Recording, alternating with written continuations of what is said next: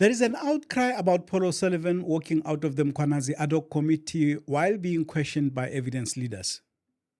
There seems to be a consensus that his actions were disrespectful and undermined the authority of Parliament. The truth, however, is that there is a context in which the events of that day unfolded that is not being spoken about. In this episode, I highlight two of the issues I believe should be taken into account when considering this matter. The first relates to the time he was expected to spend with the committee.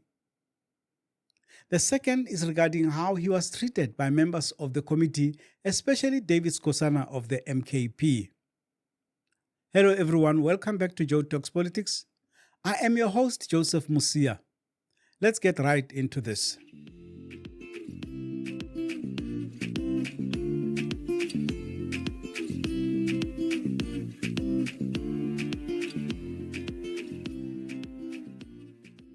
The complaint against O'Sullivan is that he walked out of the committee hearing without permission while still being questioned. On the face of it, he did stand up to leave, while Advocate Bongiwe Mkhize was asking him about comments by crime intelligence boss Dumisani Khumalo. What comment do you have to that in terms of specifically these international crime syndicates? Well, of course, and I have to leave now when I've answered this question. An international crime syndicate has many, many aspects, not just the availability of multiple passports. In South Africa today, you probably have at least 1 million people who have multiple passports. That doesn't make them all members of a crime syndicate. If General Khumalo wants to tailor evidence to point in that direction, let him also tailor the evidence showing what crimes it is I'm alleged to have committed. Because absolutely I have not been involved in any crime syndicates of any nature whatsoever. And that, unfortunately, is that, I have reached a point now, Chairman, where I have to go. No, Chair, he's not going to leave. He's not going to leave. She's going to ask her questions. He's not going to leave. If he leaves here, he's walking out. He's not going to leave until you release him. He's walking out of Parliament. Yes. Chair, he cannot be allowed. He's doing the same thing with Patoy. You can't leave here. Yes. We are appearing before us. Unfortunately, I made it clear. We don't care about your flight. Thank you. You're not being released here. You must be arrested. We'll open a case now. Pardon? We'll open a case now. This man must not be allowed to go out of this country. I did not come here on a summons. I came here of my own free will, and I'm leaving of my own free will. I think that he can go. Mr. O'Sullivan. The question that I had for him is... Mr. O'Sullivan. He wanted... Mr. O'Sullivan. I told him. It's fine. For a witness to suddenly get up in the middle of a meeting is unprecedented and would ordinarily qualify as unbecoming contemptuous behavior. But the truth is that he did not suddenly storm out of a meeting without notice. He states clearly that he had an agreement with the chairperson regarding the time he was supposed to leave. The chairperson confirms at the start of the meeting that this is indeed the case. We have two witnesses today, honorable members.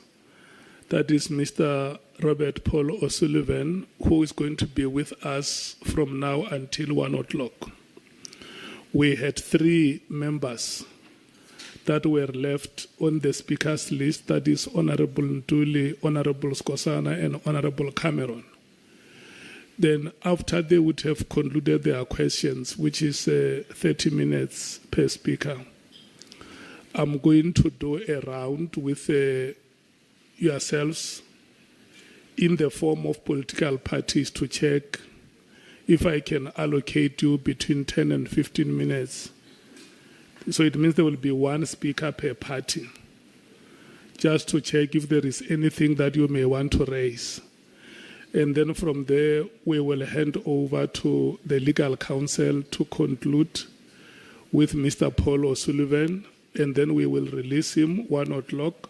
O'Sullivan states before answering the last question that he intends to leave. The chairperson does not address this issue. All he needed to do was to indicate to the witness that he was revoking the earlier agreement and that he should stay beyond 1 o'clock. With such an instruction, O'Sullivan would have no legal leg to stand on. The only two people who jump up and down are EFF President Julius Malema and MKP member David Skosana. Lekganyane keeps dead quiet until O'Sullivan is almost out of the room before calling out his name. Even at this late stage, he does not instruct him to return to his seat. O'Sullivan has now undertaken to return on Thursday to complete his evidence. This brings me to my second concern, and that is regarding the behavior of MPs and their treatment of witnesses. The power relations between members of parliament and witnesses appearing before them are clearly skewed towards MPs.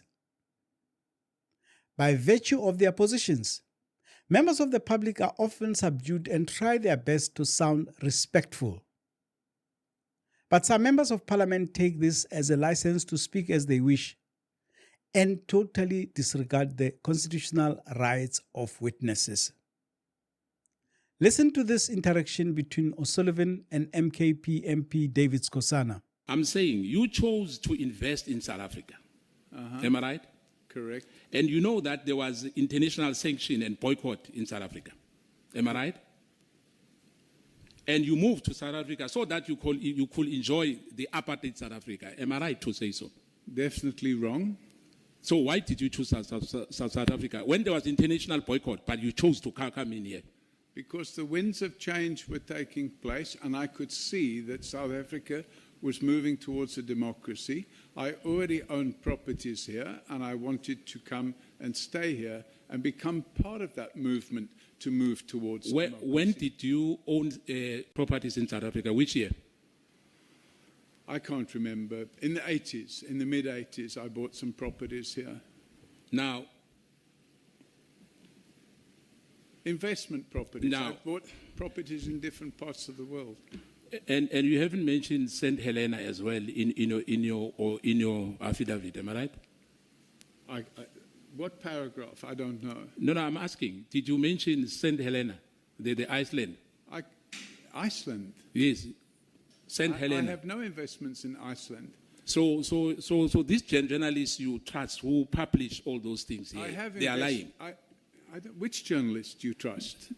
No, you were talking about, I don't trust journalists. I told you those journalists are Stratcom. Sorry, Chairman, I'm not raising my voice, and I'd appreciate it if the member would cease to raise his voice and talk to me like I'm a little child. I'm not raising voice. I'm talking to you. It's because we've got this problem of hearing. It's coming louder through here. Yeah, you can take them out. It's fine.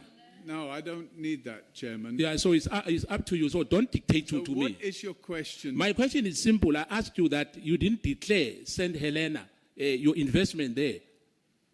Well, I must declare all my investments around the world? No, I never said you. I'm just saying you've declared others. Why this one was not declared? Because it's not. It's a public company based in London. Let me tell you why. Sorry, you know the problem, Chairman. I'm starting to answer my question, and the member is interrupting me. And because you know why. No, you can't tell me why. You let me finish answering. So and then you tell me why you think. So you will tell me to dictate to me. You see, Chairman, this is the problem I'm having.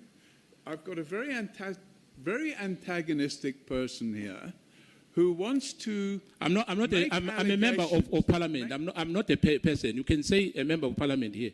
Very antagonistic member of parliament here who is trying to talk me down, belittle me. No, we are attacked. Anyway, we are attacked. And be as arrogant as he accuses me of being. Yeah, but we are attacked. The reality is my investments in St. Helena have got absolutely nothing to do with the reason we are here. Because you are a spy. You are hiding things because you are a spy. And you will never accept here, like any other spy, besides the other witness we had yesterday.